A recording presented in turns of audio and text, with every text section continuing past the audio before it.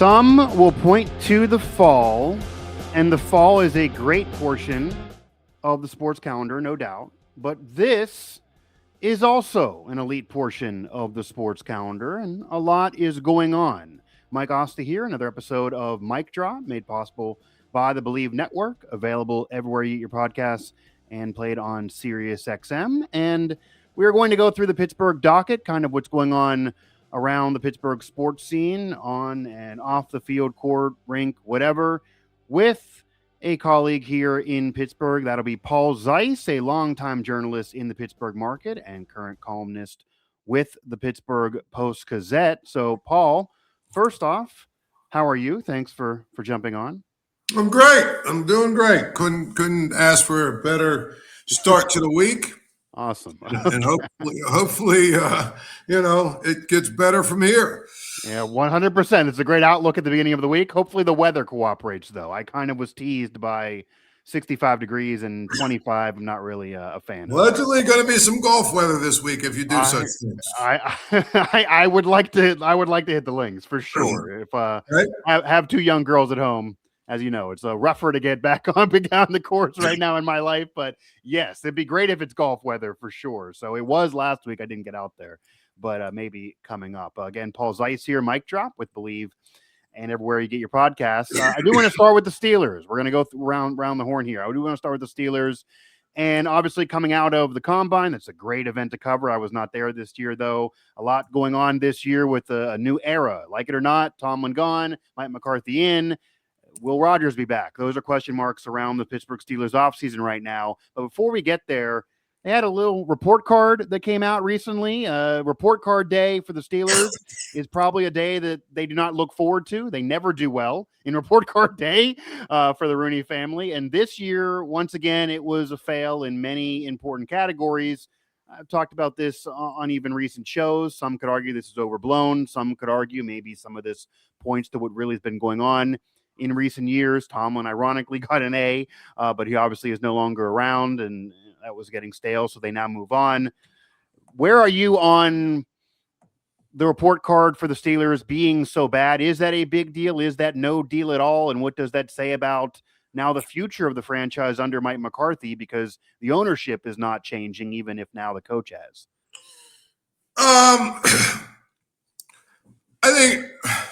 think one of the things that hurts the Steelers is their facility. Yeah. And a lot of the Fs that they got really are kind of wrapped up in their facility. And what I mean by that is when they built this South Side practice facility in, like, say, 2000 or 2001, whatever year it was. Yeah. They shared it. Yeah. It was state of the art, and, they had a good arrangement with Pitt. Right. It worked for both sides, and they've got the 4 practice fields in the back, and they've got the indoor facility. And then, of course, Pitt has 2 of the practice fields. The Steelers have 2, and then they share the indoor facility and all that other stuff. And the Steelers always get first priority. So, the idea that somehow they have to do their things around Pitt. No, they put the schedule out and say, Pitt, then you can, whatever you're going to do, you can do it after we do it or whatever. Sure. But the problem is, as the needs of the Steelers, but also Pitt, have sort of grown over the course of time, and, facilities got bigger and the locker rooms got bigger and all the other things that have happened. There's nowhere for the Steelers to go. Like, I can't stress to you enough. Correct. If you try and go that way, there's a company, a big company that's right there at the back. As soon as you get at the back end of the fields, there's a parking lot and a building with like 4 or 5 floors and companies in there. You can't go that way. If you go that way, there's a river. Okay, between the river and the fields is a road and a bike trail, and that's about the only thing you got space for right on that side. So you can't go that way. If you go this way, it's the FBI. I'm certainly you're not going to go that way. So there is nowhere to go. Well, there's nowhere to go in Pittsburgh. What would you think of if, which some NFL teams have done this, what if you go to the suburbs? Now, Pitt has to be in the city that's a college, but I'm not there yet. Okay. Where I'm at is the weight room is too small. Yeah. There's nowhere to expand it to. The locker room is too small. There's nowhere to, because the other side of the building is occupied. 100%. The training facility is not big enough. Guess what? There's nowhere to go. No, because not there. You can't go. We just said all the logistics of where you can't go all this way, and you can't go through the building because you got an occupant on the other side. So yeah, right. That being said, a lot of the Fs that they've gotten and the Ds and everything have to do with their facility.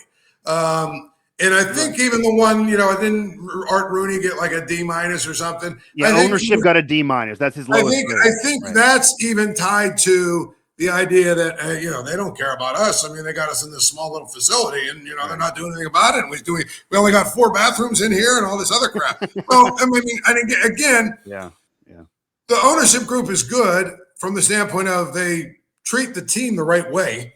Regardless of all the stuff about, they don't care about winning Super Bowls anymore. You know what? They're a pretty stable organization, and they don't bottom out. And for the most part, they're going to be competitive.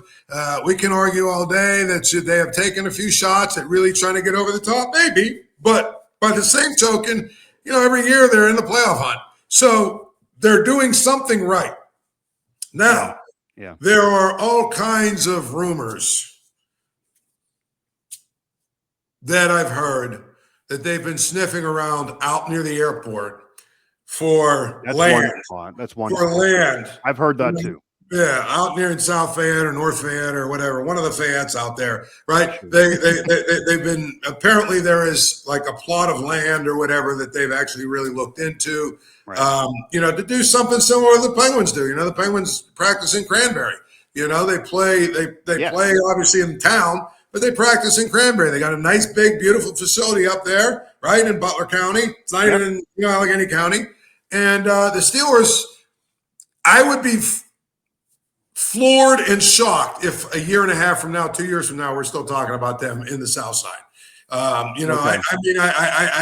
pretty confident that, one of two things. I'm pretty confident either they're going to buy out Pitt or Pitt's going to, have to buy them out, and they're going to move or Pitt's going to move, but they're not going to be able to be there together for much longer. It just doesn't work for really. And the thing about it is it doesn't really work for Pitt anymore either. No, I was going to say, and honestly, Paul, if either side is going to move, it would make the most sense for the Steelers to do so, because as you compare with pro teams, the Penguins, I don't know if you've ever been to the Vegas facility out there with the Raiders. That's 20 minutes away in the suburbs. It's the Taj Mahal. It's fantastic. But Pitt, you don't want to put a college in the suburbs when you have interns who are college students who are going there to work. Like, it just would be weirder for them. They're the school of the city, whereas the Steelers are clearly, obviously, a much more broad thing.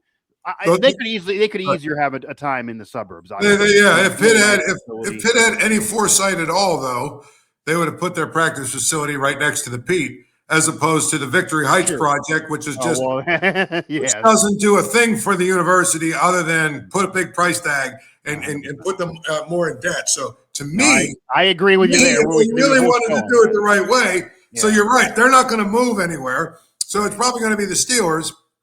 And the bottom line is, because Victory Heights is happening. I agree, it shouldn't be happening. It's not a good thing for the major. I think it's pretty much happened. If you've been over there, that building is pretty much it.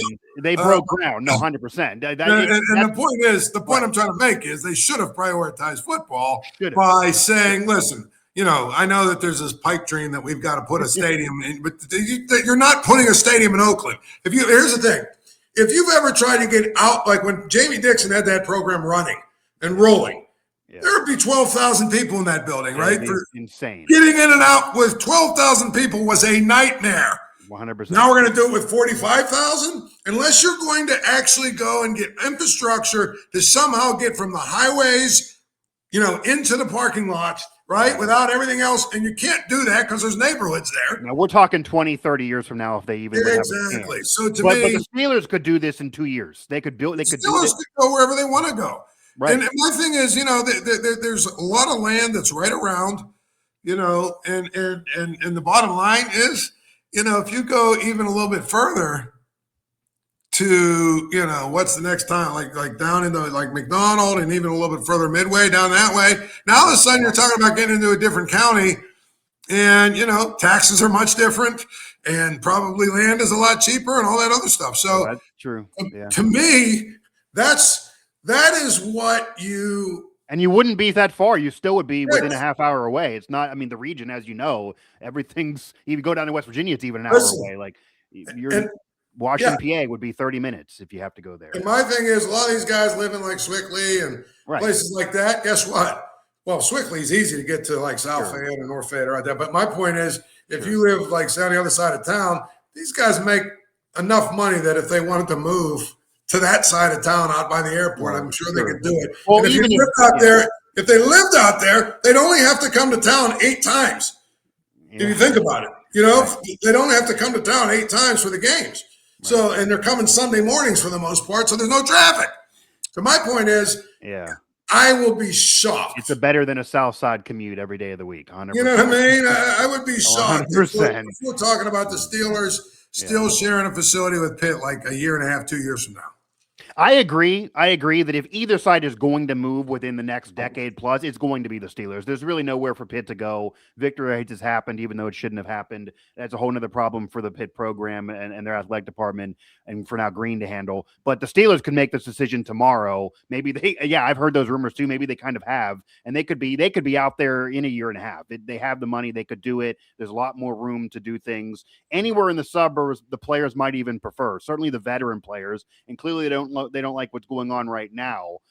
Do you think, though, that separate from where they would maybe move facility-wise, do you think the franchise itself cares about these report cards? Because they've been failing for years. They've been failing these report cards for years, and people freak out. Nationally, it becomes a thing every year around February, and then they don't. Now, maybe they'll change the facility, which will change a lot of these grades. Maybe we'll see that coming up, but nothing else has really changed, and now they do have a new coach. They knew maybe, but is the Steeler way really going to change? And the ownership getting a D-, that's lower than recent grades for the Rooney family and for the ownership. Eventually that's going to flip, as you also know, to Dan Rooney Jr., but that's not happening tomorrow.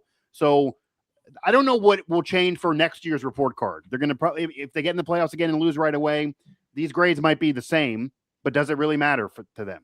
Well, I mean, I think the biggest thing is the Rooneys have a little bit of an issue in that they're viewed as being cheap. Yeah. Now, this year, they have the biggest coaching staff they've ever had, and there were a lot of people that blamed the Rooneys for that and said they're cheap and all that other stuff. But if you listen to Mike Tomlin comes from the school of, too many chefs in the, too many chefs in the kitchen spoil the soup. He didn't want a huge staff. He only had 16, 17 assistant coaches, and you look at, for instance, some of these other staffs, there's like 25, 26, 20, 27. Yeah. And the bottom line is his deal was, listen, I want my guys to be busy. I get nervous when they don't have enough work. So I want them to be busy. I want them to be able to come to work and have a lot to do. So it wasn't the Rooneys that were, and clearly Mike McCarthy is, what's he got? Like 3 more coaches than Mike Tomlin had, something like that. Yeah. Clearly, he's old school too. He's even older than Tomlin, right? But my point is he expanded the staff. So clearly it wasn't a Rooney problem. It wasn't the Rooneys saying, well, you can only hire X amount of players.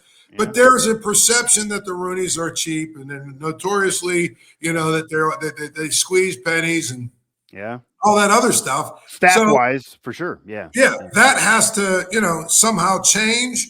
But I think the big thing is they've got to be able to make a case to their players that they really, really are, up to date with the modern times.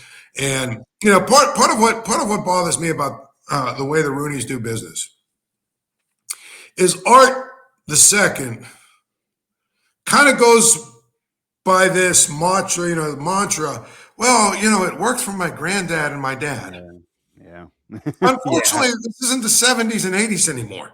Right. And I think that one of the things that you have to note, when you have like for a bunch of years, Mike, for a bunch of years, there was like complaints about the Steelers, like the medical staff from the standpoint of like they didn't have all of the modern, newest bells and whistles and technology. And they had some guys that have been on staff forever that still were, staff at least failed too. You know what I mean? Failing great too. Yeah. You look at it, and we talk about Heinz Field all the time, right? And now they're going to try and put some new kind of turf or something to try and fix it. Yeah. It's very clear, okay? It's very clear to me. And I don't care what anyone says. It's very clear to me. Whoever is in charge of maintaining that field has no idea what they're doing. Because we're still, we're now 25 years later. It's been a long time talking and about we keep hearing still year. about how, well, there's too much dirt there, there's too much sand there, it's hard to grow grass there. Well, if that's the case, either go put field turf in and get it over with and stop the flights of fantasy about, here's what I love is when people say, well, it's the Steelers tradition. Really? Because I remember when they played at Three River Stadium, it was basically concrete spray painted green is what they played on. Okay, so it's not their tradition, number one, and number two. The other thing is there's a lot of teams that have field turf, and they're fine if you maintain it the right way, and it's the most up to date, you know what I mean. Some of it you can't even tell if it's grass or fake. I mean, to me, how are we 25 years into this thing? And we still have the same exact issues and of course people say, wow, it's Pitt's fault. I remember it's Pitt's fault. I was like, yeah, Pitt hasn't played there in 2.5 weeks, okay? They haven't had a game there in 2.5 weeks, and the Steelers are playing on a terrible field. How is that Pitt's fault? I mean, to me. Pitt season ends earlier, 100%. It's like, really, it's like, give me a break. It's like there should be. So to me, like if I was a Rooney's, right, and I was, let me be a billionaire owner for a minute, right? If you were going to be nepotism and ascend, like if I was going to be, if I was a billionaire owner of the Steelers after about 4 or 5 years of what was going on at Heinz Field, right? I'd go find whoever maintains the soccer fields in like Northern Ireland and where it's freezing cold, but there's weather there, then but those fields are pristine. If you ever watched the Premier League or any of those leagues over, those fields are in pristine shape. And guess what? Those guys run on that thing for 90 minutes at a time, and they're running the entire time. Those fields are always in great. I go hire whoever's in charge of those fields, or I go hire whoever's in charge of the greenskeeper at Augusta National or one of those places like that. And I say, come grow grass that is actually going to work. Yeah, no, 100%. Paul Zeise here, Mike Chop with Believe, available everywhere you get your podcasts and Sirius XM. Love the energy, Paul, for sure. And I mean, we talk about the same freaking things every year that has to be a green light that, hey, there's something going on, especially when, us in Pittsburgh media, when we all agree on something too, that's also a rarity and should show you something. But nonetheless, it is what it is. At least going to be another year of this, and a little bit on the field, maybe a little bit more with the Steelers here briefly. So Aaron Rodgers had a solid year last year, much better than the Jets' tenure. They got in, they lost right away, kind of same old story. Obviously, there's a connection with Mike McCarthy, and it's not going to be a long journey of this offseason waiting to July to hear from him. But if you are in charge, as you just said, what if you are the billionaire owner? If you're in charge, if you're running it, or you're even Mike McCarthy, do you want Aaron Rodgers back? Would you rather just go into the draft, get somebody, and then maybe, I mean, they're never going to punt a year, but maybe it will be worse. What would you do with Rodgers right now, and how much longer will you give him? There's reports they're only going to give him 2 more weeks, but with Aaron Rodgers, it's hard to bank on anything anybody says because that's never been right for years on end. What would you do with Aaron Rodgers right now and the future of him with the Steelers? It's likely the Steelers or he retires. Well, I honestly don't know that Aaron Rodgers should change their offseason plans. I mean, let's face it, right? You're going to get a veteran quarterback. You're going to go get a veteran quarterback. If not him, somebody else. Exactly. It's probably going to be a scrap heap guy or whatever. If it's not him, whatever. Sure. Okay? So let's play that out a little bit. Okay? If Aaron Rodgers says no, it ain't like there's 15 other guys that you're going to choose from, and quite frankly, they all look the same to me. Yeah. Okay. So, is there a difference between Mac Jones and Zach Wilson and some of these guys? I mean, I just don't think that there's that big of a difference between these guys. Sure. Your goal as a Steelers should be to build your roster this offseason. Look at Seattle. Look at the Eagles, the last 2 Super Bowl champs, right? I'm pretty sure if you had a great offensive line and you added a couple of receivers, you could make Mac Jones look pretty reasonably functional. I mean, so to me, I say, if your commitment is we're going to get a veteran quarterback, okay, we'll wait for Aaron Rodgers. If he doesn't come, there's all these other guys. We'll pick one of them. I don't know who they are. Okay. Hell, Justin Fields just got cut today. We'll pick one of them. Right? Oh, Lord. Okay, We'll pick one of them. So the question is now, what are you doing behind him? And I keep hearing people say, like Drew Allar and all these other guys, and I'm like, you know what you have? You have Drew Allar. You have the guy from Alabama. You have that guy on your roster already. So let's see what you got in Will Howard. Don't waste a pick, a top of the 3rd round pick or a 4th round pick on another guy like Will Howard, who's going to be, you know what I'm saying? So you have him, and you have your veteran backup already in place in Mason Rudolph. So to me, it's like if I'm the Steelers, I'm passing on picking a quarterback in this draft. I'm saying I'm going to let Mike McCarthy have a year with Will Howard. We'll sign a veteran to be our starter. We've got a veteran backup in Mason Rudolph, who's a really good backup, and he's a great teammate. He's a guy that never makes waves, and he, when in a pinch, you can win games with him if you need to. Bottom line is, I would just say our quarterback position this year, we have quarterback X. Hopefully it's Aaron Rodgers. If it's not, it'll be some other veteran. That'll be our starter. And then we'll work with Will Howard, see what we got with him by mid-season. We'll have a pretty good idea what we have with him. If we work with him, we might even be able to start him a couple of games and see whatever. Yeah. And you know what? If all else fails, we still have Mr. Reliable Mason Rudolph waiting in the wings. If this is a year we have to go 7-10, it is whatever. My point is, I think the focus, I don't think there's a good solution to quarterback this year. So to me, how about figure out what you're doing with Broderick Jones, who apparently isn't even going to be able to play to start the season, right? Because that is a hell of a lot more important. You better go find, a left tackle, right? Figure out what you're going to do with Isaac. Whoever it is not going to be some MVP that walks in terms of what they are right now. It's either going to be an aging quarterback, even a Hall of Famer, but the end of his career, or it's going to be a young kid that's not proven, meaning you need to have the offensive line be sound. This is not going to be where you're going to have a guy in his prime who's going to be the best in the game. So because that's the case, and because you're likely going to be in this, honestly, they might even be in the same scenario next year. It's hard to get out of this purgatory that they're in at this position a little bit. But it'll be interesting what happens with Will Howard. There are a lot of people that are very high on him, of course. Great at Ohio State, so at Kansas State. I mean, I don't know what he's going to be.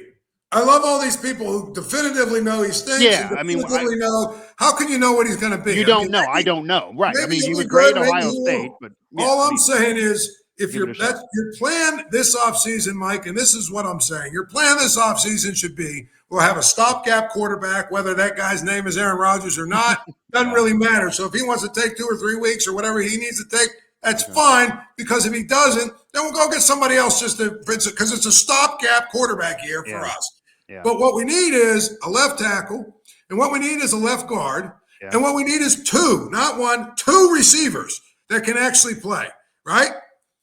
At least 1, but you need more than 1. Yeah, 100% right now. I mean, to me, if Roman Wilson and Calvin Austin are players 4 and 5, okay, now we're talking about something. But if they're, and my thing is, give Kenneth Gainwell his $6 million or whatever it is. You got, to me, now all of a sudden you got your running backs in place, you got your receivers in place, you got your offensive line in place, and guess what?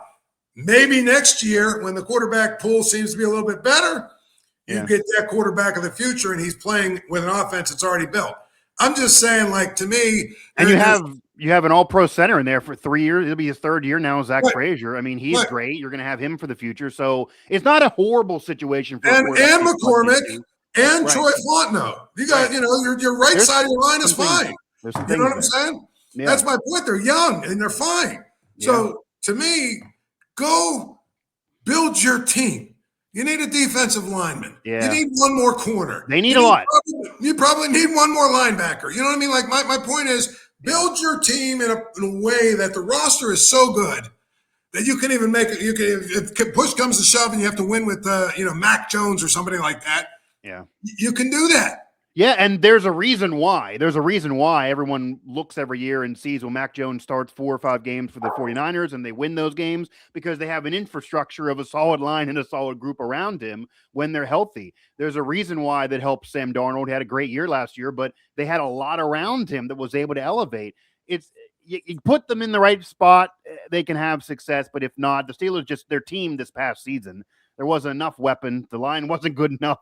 It just wasn't going to work with anybody. But right. I guess you're not somebody that would try to convince Rodgers, though. If Rodgers would tell you no tomorrow, you would say, okay, Aaron, we're going to move on. Like, you're not going to spend another hour with him trying to dicker about money or whatever else. Because there are some that just seemingly want to do him and will give him the sun, moon, and the stars. But it doesn't seem like they have to be in that spot. And, yeah, you're right. They need a lot.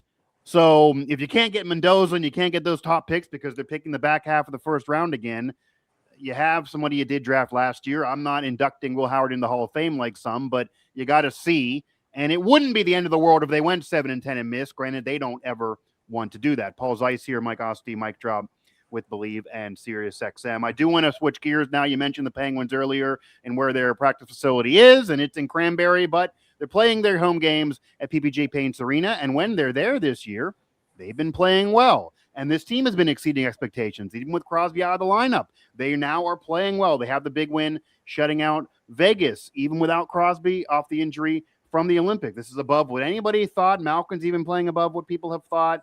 There's certainly weaknesses there. This isn't a team 5, 6, 7 years ago that could beat anybody, no matter who's there.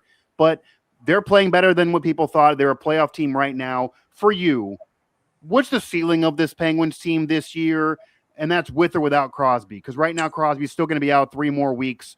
Many thought they would dip out and not even be a playoff team when he returned. But right now, if you look at the landscape, it's likely that they're probably still going to be a postseason team even when he comes back. And then he was playing great. But what's the ceiling? Because nobody thought they'd even be here before the year started. Well, I mean, when Crosby got hurt, I think one of the things I wrote is that this Penguins team is actually equipped to withstand a long time without him. You know what I mean? So far, we're seeing it right now. Because, they have depth of scoring, which they haven't had, for a long time. They've got goalies that are playing really well. And let's face it, I don't know that the East is all that strong. Mm-hmm. Mm-hmm. So, I mean, I look at it and I basically say, is there anybody in the East that you would look at and say the Penguins can't beat them in a 7-game series? Maybe Tampa. Maybe I think the way Tampa's playing right now, they should, especially without Crosby, if he's not 100%. Right. I would think Tampa would be one for right. sure. But right now, as it stands, they would play the Islanders first, and then Carolina probably, and then say Tampa. Yeah. I mean, it's not murder's row. I'm not saying they definitely win those 3 series, but right, they're swing. They could beat the Islanders, they could lose the Islanders. Right. They could beat Carolina, they could lose to Carolina. I wouldn't be surprised with either result. That's the point. Like, to me, it's one of those things where I think we're deep enough into the season, where you got to say they're a good team. For a while, it was like, well, they're playing well, or they're lucky, or they're the excitement and the new adrenaline that's put in there with the new coach and all this other stuff. It's going to wear off. Yeah. If the goalies keep playing well, I mean, they play so hard. Yeah. Every night.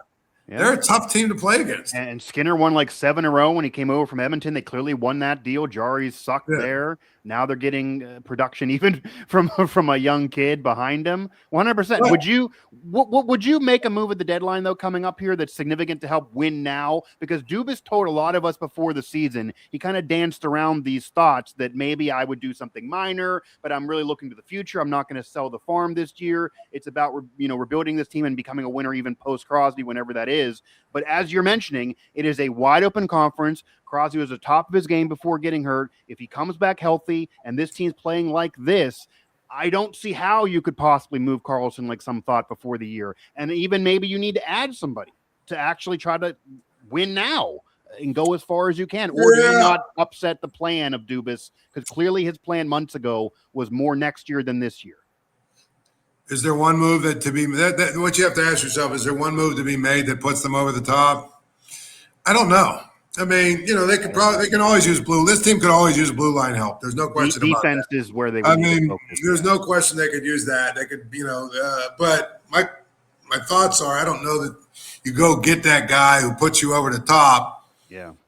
I just don't know that they're built like that. Like, we've had years where they obviously needed a wing, or they obviously needed, one more center, or they obviously needed, Right. I mean, like a Hossa deal or an Aginla deal. That deal's not there. Or even like when Mike Sullivan, remember Mike Sullivan first took over, was it Carl Hagelin he brought in? And HBK line.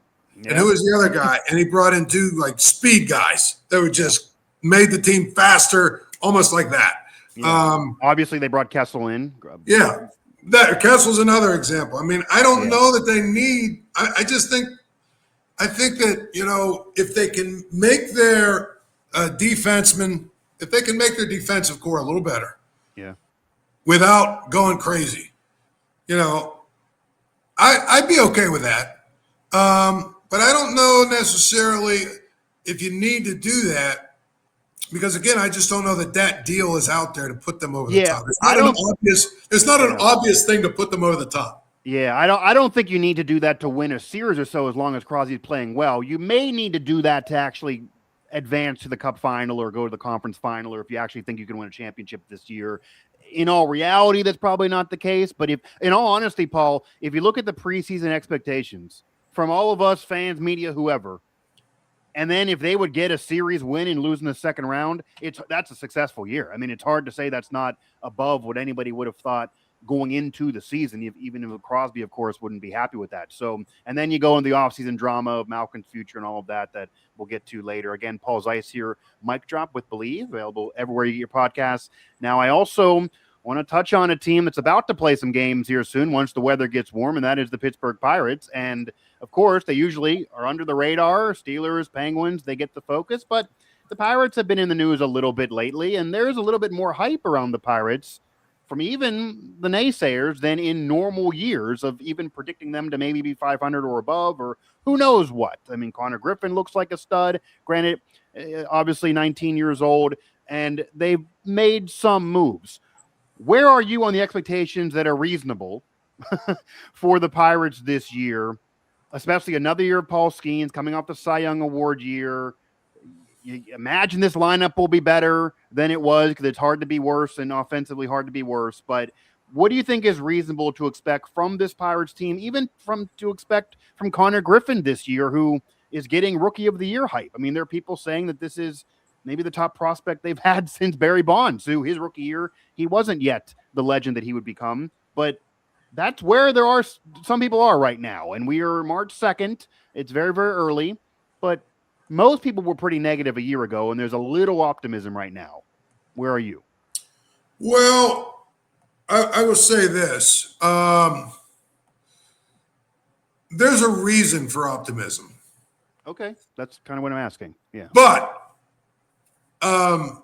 there's always a caveat. I for the first time in a long time, I can see a plan in place. I can see a lot of young players with promise. Yeah. I can at least, like, for the first time in a long time, Mike, I can at least say, well, if things happen, sure, then this can be a really good year. Like going into last year, I was like, this team stinks. And it stunk. Yeah. Even with Skeens, they stunk. So what are my caveats? Brashton Ashcraft and Bubba Chandler have to be those guys, right? They have to be those guys. They don't have to be Cy Young Award worthy, but they better be legitimate Major League Baseball starting pitchers that give the Pirates a chance to win every time, or mostly every time they take them out, right? Those two guys, because you figure you know what you're going to get from Mitch Keller. You don't always love it. Sometimes you love it. Sometimes you hate it. But you know what you're going to get from him. You know what you're going to get from Skeens, provided he's healthy, okay? So Chandler and Ashcraft both have to be good players.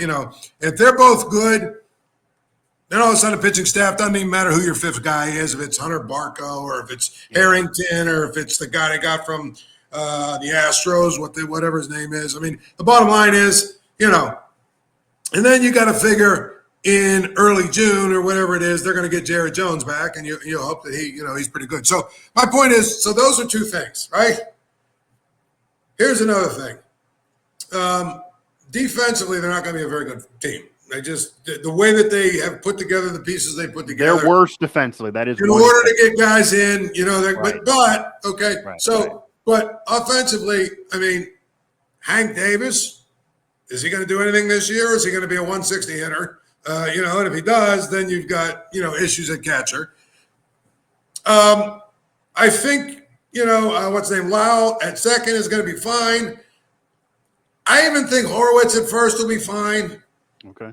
Shortstop is way up in the air, though. I mean, it's Connor Griffin. Even if he's your guy, he's 19 years old. Yeah. I mean, what's realistic to expect from him? And if it's 19. Not him, it's Nick Gonzalez who, it's Nick Gonzalez.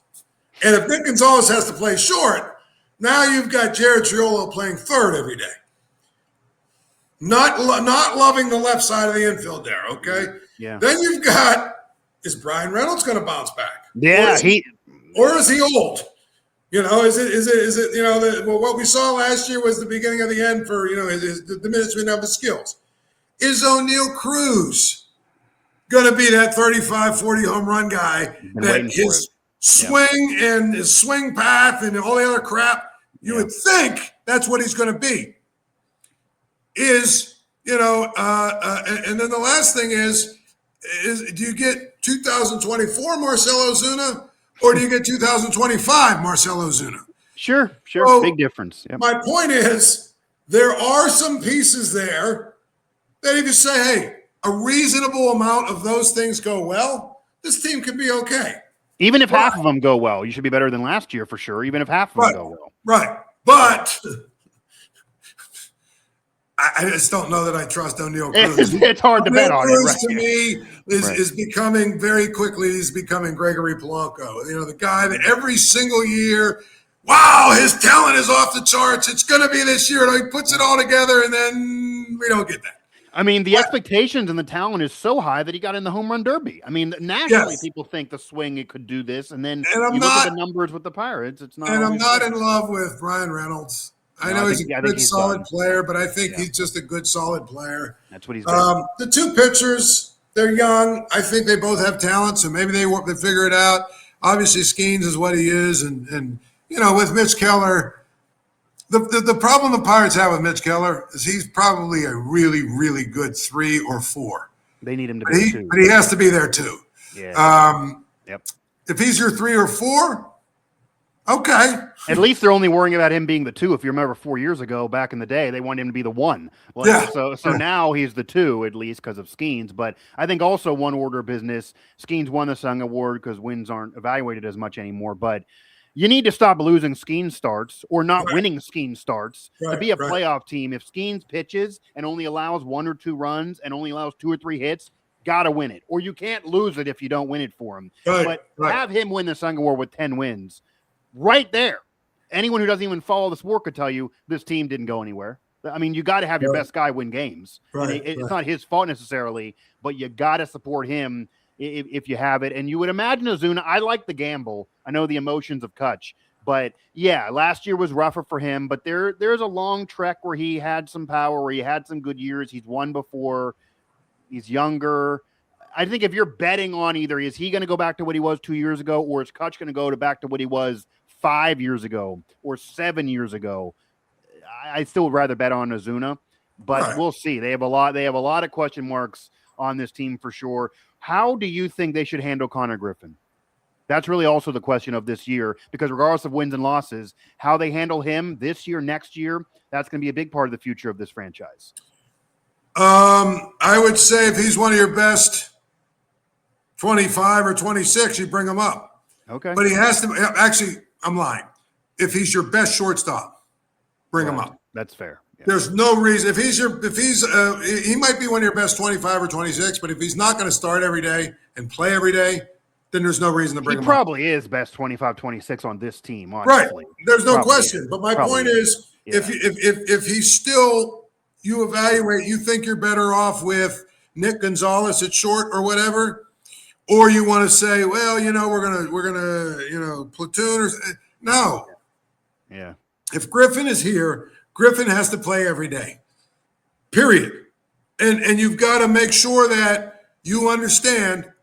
Look, we're in this for the long haul. Yeah, so you got to be reasonable. If you start off 2-20, it doesn't matter. 2 for 20, it doesn't matter. We're going to stick with you. We're going to play it. We're going to see what happens. Yeah. But if you evaluate it and say he's not quite ready, we feel like Nick Gonzalez gives us a better chance to win, then you got to send him to AAA and let him play in AAA for a few months or a month or whatever until you feel like he's ready, or until Nick Gonzalez proves that maybe he's not the best option at short. I mean, if he comes up, he has to start. Period. That would be the only rule I'd have. If he comes up, he has to start. And as you said, though, I do think you need to be reasonable with him. And I'm sure some are not going to be. We see all these spring home runs. We see all the numbers on the evaluation, what people are saying nationally about him as a prospect. And even what Bryce Harper and Skeens have said as his peers. You're right, though. If he comes up and he's 2 for 20, there can't be a freak out session. You can't be pulling the plug. You can't be benching the kid. You can't be toying around. Of course, if he's 2 for 200, okay, but you got to give him some time. You got to give him some time. You got to be reasonable. You can't go into the year saying, well, this guy says he's going to be rookie of the year, so if he's not in that contention, the world's over. Not everyone wins rookie of the year. Like, you have to be reasonable. Look at Bonds' numbers his rookie year. He wasn't winning rookie of the year. You have to be reasonable with what you're going to see from him for sure. And I do think the one benefit for Pirates fans, the reason why there's some optimism, maybe a little bit, it looks for the first time. And of course, we know the ownership, we know the Nutting family, we know how Bob Nutting's going to handle things. All that's well documented, and that's not changing tomorrow either. But there were moves made this offseason, Paul, with the interest of trying to win right now. Right. We don't always we're not always able to say that with the Pirates. We certainly couldn't say it last year. Certainly couldn't say it a couple years ago. With Skeens, they drafted him. It's not like they signed him. This team and this regime now in this offseason, they made moves with gambles. They didn't spend $200 million, but they made moves, try to win now. They realized Skeens isn't here forever. He just won a Sung Award. We didn't win with him. We'd rather gamble on Ozuna than McCutchen. We'd rather do this than that. We were going to take a hit PR-wise from our fans to try to win now. They're doing things in the interest of trying to win now. It may work, it may not work. And with the way Major League Baseball works and how many postseason teams are in there now and the multiple wild card spots, if they I'm not saying they're going to get there, but if they're at 84 wins, 83 wins, they're going to be in the race at the end of the season. Absolutely. So, I mean, even over 80, they're not going to get in, but they'll be in the conversation. And then do you do something at the deadline? So there's a chance to be better than they were a year ago. There's a chance to take a leap from where they were a year ago. Doesn't mean they're going to go ahead and win the pennant, but there's a chance to at least be, when September 1 hits, you're relevant and not everybody turns off the game because it's training camp for the Steelers. There's a chance that people could check into what's going on based on how this team looks right now. Who knows if that actually is the reality and ends up occurring? Hard to bet on, of course. Paul Zeise, Mike Asti here on Mic Drop. And I do want to get you out of here with one on Pitt. Obviously, you're very familiar with what goes on with Pitt as well. And now we're ending the college basketball regular season. We're going towards March Madness. We're in March already. There are other programs who are very similar around the country that have been able to go from one coach to the other coach to the other coach and seem ahead of Pitt. I mean, I cover West Virginia. They now are on their 4th coach in 4 years. They are in the exact spot they were a year ago after a coach basically broke up with them. They're on the bubble again. And while that's not the standard and they want to get in, that is light years to where Pitt is right now. They're going into what would be year 10 with Capel if they bring him back next year. I think they're in year 9 right now. Yeah, 9. Yeah. Okay, they'd be year 9. They'd be in year 9 with Capel. Obviously, he's been there for a long time. A few years ago, they were a tournament team in Dayton, but other than that, it's been up and down, and right now it's very, very down. They don't look like they can compete in the ACC. So for you, how far is this Pitt program away from even getting on the bubble? Why is Pitt having this situation with Capel when other similar schools can recycle coaches and have drama and be further ahead? And do you actually think they make a move, and do they need to? I mean, why they're in the situation they're in is because Jeff Capel hasn't done a good job. That could be the answer. That could be the answer. Pitt,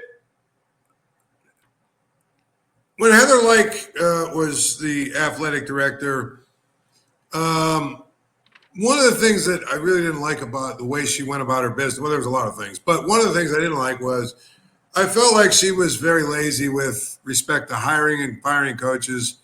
And when Jeff Capel, had that NCAA tournament run, she gave him like this long extension with a big buyout.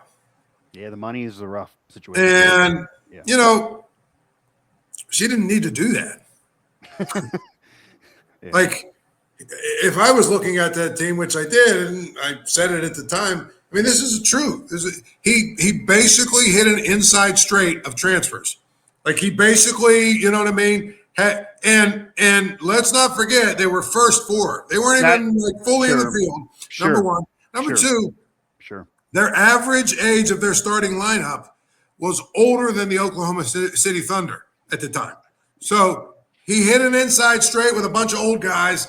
They slopped their way, you know what I mean? I think they had like a buzzer beater one of the games down the stretch in the ACC. If they lose it, they probably are out. You know what I'm saying?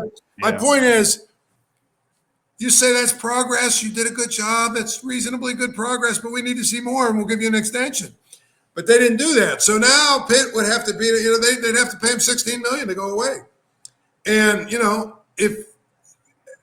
look, all of these schools, okay, except for the ones that have like oil and gas guys writing big checks. Yeah, that's a lot to pay to make that go away. Nowadays, when you've got to put together a $22 million payroll for your athletes, right? Yeah.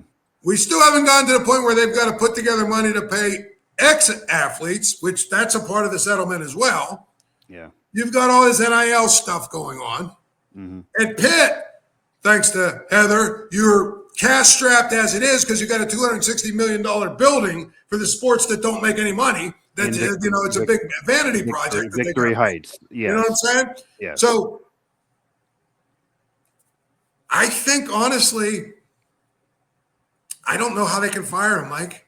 They might. Maybe, listen, maybe there's someone out. Maybe Mark Cuban, gives them $16 million or something like that. But I mean, right now, I think he's putting the money into Cignetti in Indiana right now. Right. And my point is, he went to Pitt too. I think he went to Pitt and Indiana. But my point is this: his brother did too. But if you think about it, okay, like one thing that, when I say lazy, this is what I call lazy. Okay, Jeff Capel's been the coach for 8 years, 8 seasons, season 8 right now. Yeah.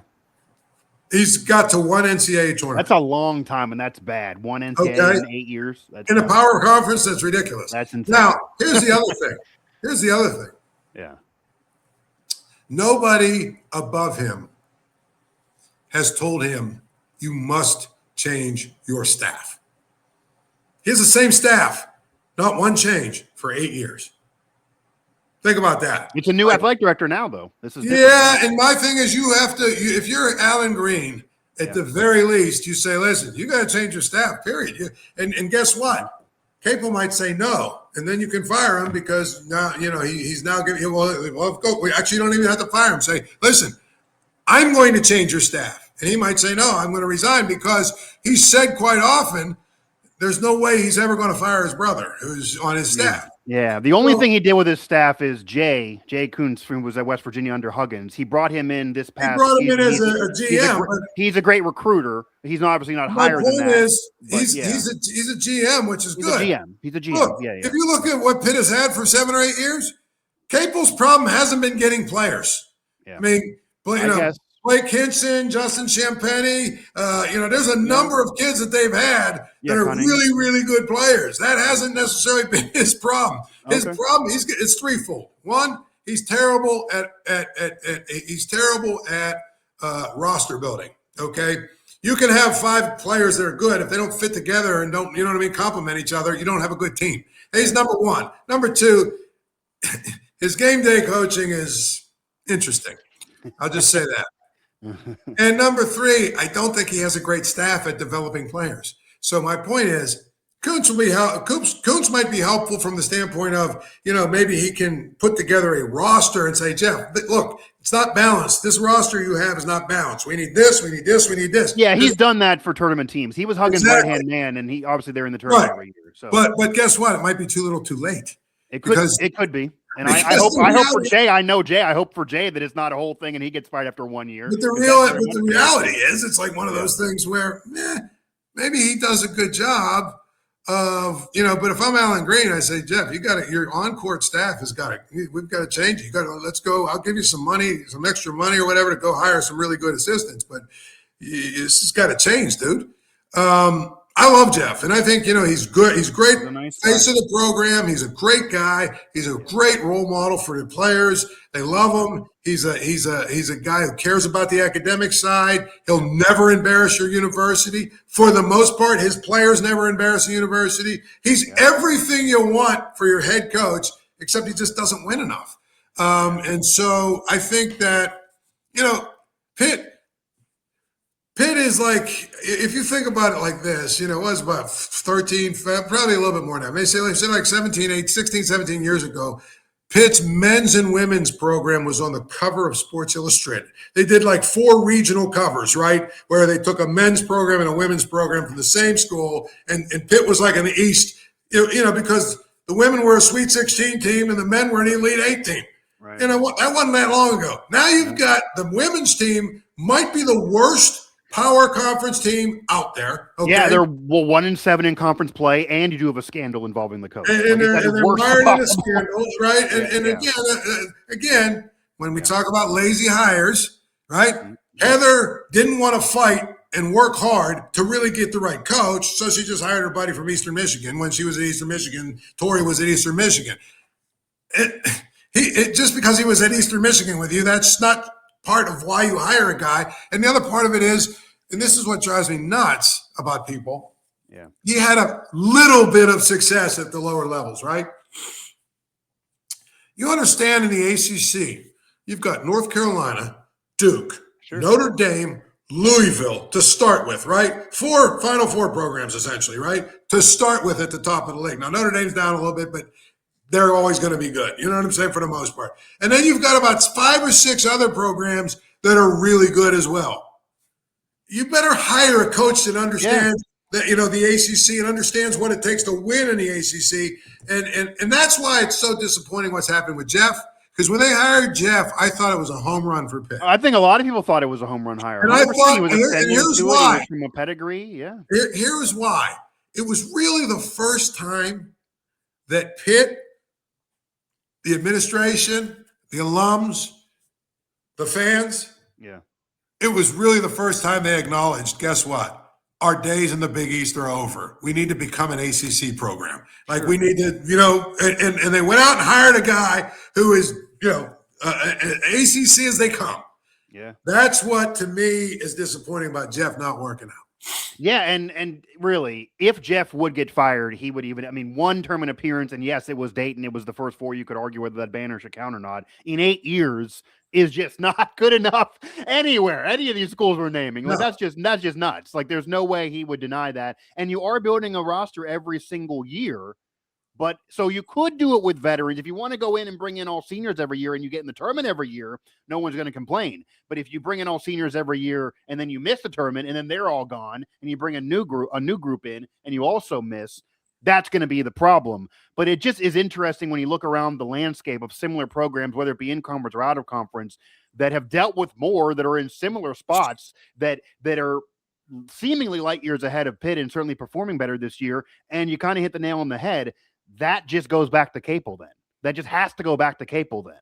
It has to go to coaching, hiring, coaching development, coaching staff, player development, what's going on there. There's really no reason why Pitt should be crawling to barely getting over double-digit win total the whole year long. Right. In this era, you can quickly change things. Again, in the region, Josh Eilert led, I believe, the worst season in West Virginia basketball history when they won 9 freaking games after the Huggins scandal. It was late in the summer. They had no other opportunity to get anybody else that was legit. And then the next year, DeVries came in and won 19 games. And right now, Hodge is about to do the same. It's not where Huggins was, but Pitt's not been able to do that in recent years. That's, I think, the concern if you're Pitt, which is probably why if I'm Green, I would make a move. But who they bring in and how they eat that kind of money and then you have to eat the money, get somebody else, pay money, and then build a roster. And then you got pressure to probably for the fans to try to get in the tournament. But as you know, when you bring in a new coach, there might be a maturation process. You might need to give him a year to get going. I mean, you're going to have problem getting people into the Pete. There would be a whole other issue. Yeah. So that's a lot to consider there.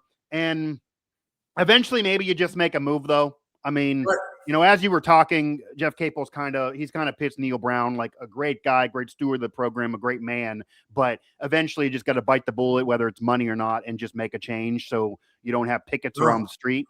And that might be where Pitt is, but maybe they can't do it. And it'll be very interesting, Paul, if they do fire Jeff Capel, what the perception of the Pitt program is basketball-wise around the country and who they would hire.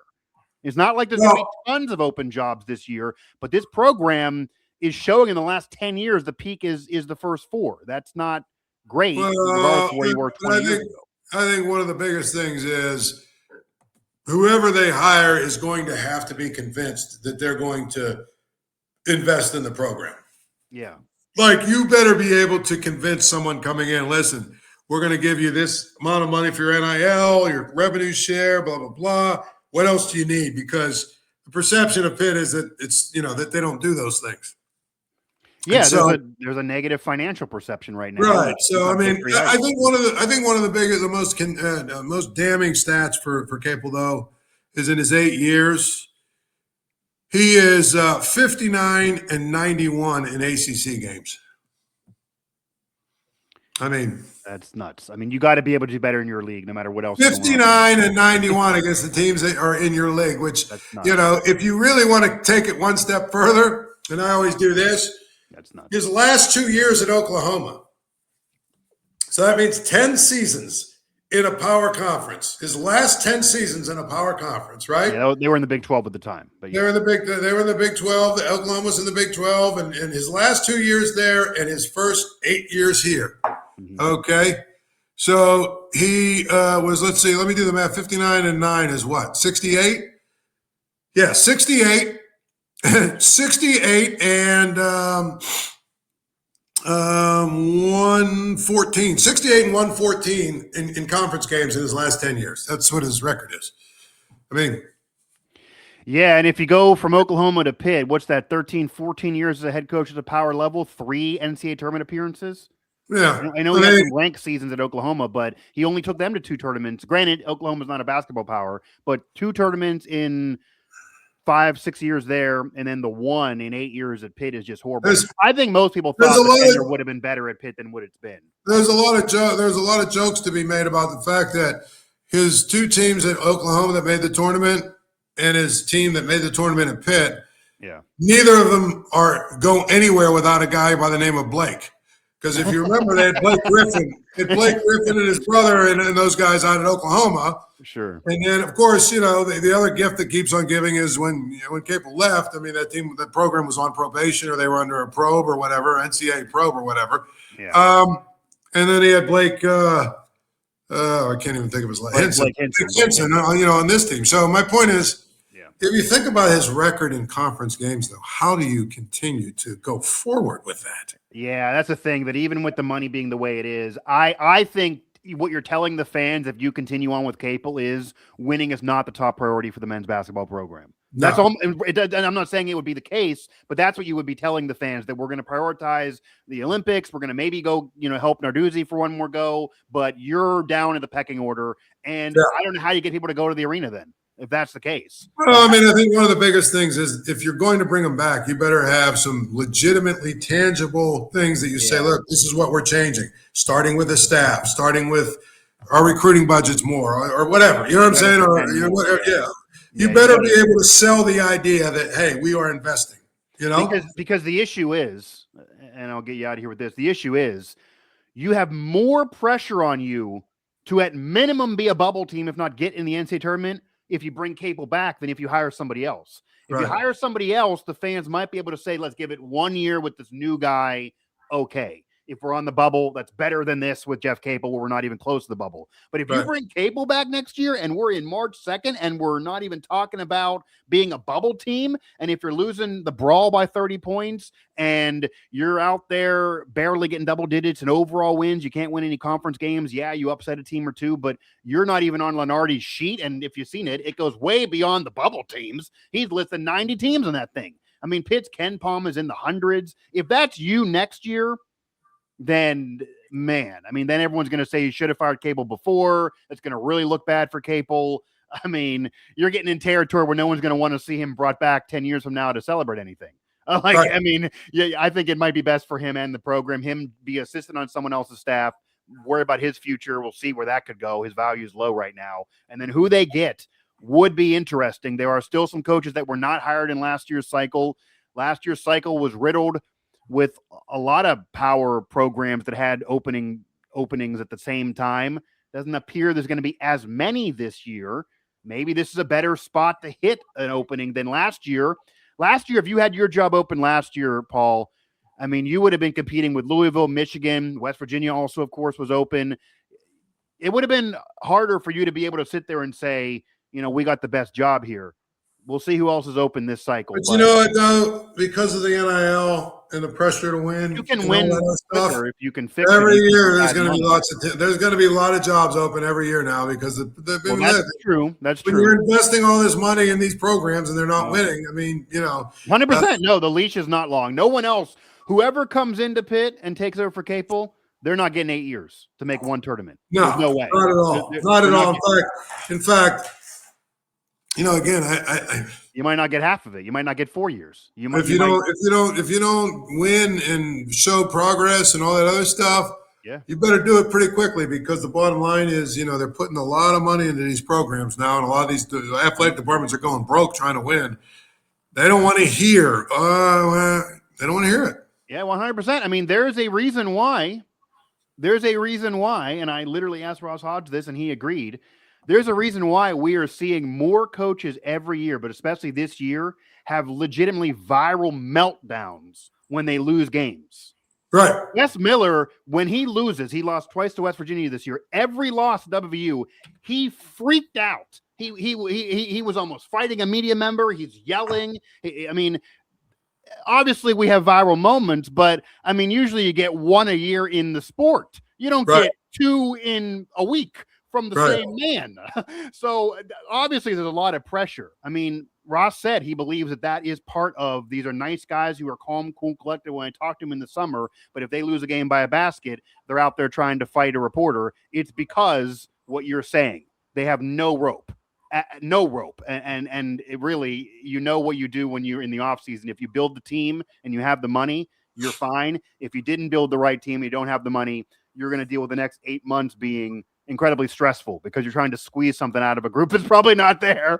And you know that you're probably going to be gone right away. Yeah, the Capel story will be very, very interesting. I don't see how you sell bringing him back at this point, despite being a great guy that he is. One tournament in 8 years is insane. But if I had to bet, it's probably 50-50 because of the money. I mean, there are a lot of people out there saying that he's not even on their hot board of coaches that are going to be open because they believe Pitt is going to power through and does not want to foot that bill. And that could very much be the case, especially with Victory Heights definitely happening. Paul, I appreciate the time. We went around the docket. Hope to have you back again and enjoy the golf course if you get out there this weekend. All right. Sounds good, my man. We'll talk to you soon. Absolutely. Paul Zeise, columnist with the Pittsburgh Post-Gazette, longtime journalist in the Pittsburgh market. I've done some work with Paul before, past shows. Also was a part of Steel City Sunday with myself, John Phillips, Todd Haley was with us this past football season. And if there's anybody I can hit the Pittsburgh docket with, and I'm going to get that kind of energy from, it is Paul Zeise. That'll do it for this edition of the show. Once again, you can find every episode of Mic Drop available via the Believe Network on their main page. Also available everywhere you get your podcasts, so Apple, Spotify, TuneIn, Google Play, etc. You can find me on social at MikeOsti11 there on X and around social. Of course, my personal YouTube channel, Mic Drop, now has its own YouTube channel. I've thrown a lot of past content there kind of all at once. That's why the views are low, but feel free to head over there, subscribe there, build that up with me, and maybe a lot more can happen if you do so. And I'll definitely have Paul back on to bring that kind of energy again. But a lot going on. We are in early March. The madness is around you, but whether your team's going to be involved in March Madness or not, there's a lot of madness that's going to go on around the Pittsburgh sports scene, around the sports scene in general. A lot to check in with, a lot to maybe bring Paul back on another episode again of Mic Drop. So also available on SiriusXM's Thanks to Believe. So that'll do it for this edition of the show, as Paul Zeise helped me drop the mic on everything going on around Pittsburgh right now.